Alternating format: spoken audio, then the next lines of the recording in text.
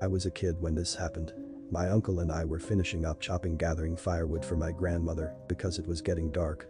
Driving back on a dirt road at about 30 miles per hour, I had this awful sense of being watched.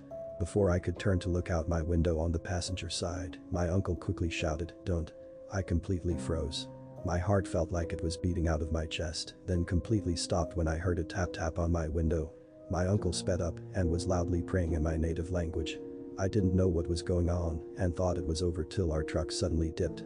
My uncle then started saying, "Look at me and don't turn away," over and over. Then I heard it again, tap but from the window behind me. It was getting harder for me to breathe and I wanted to cry. A minute or two passed and the truck dipped again. My uncle looked around and sighed. It was quiet besides the truck and the road. He looked at me and said, "We will ask your father to do a prayer in the morning, so the evil will forget our faces."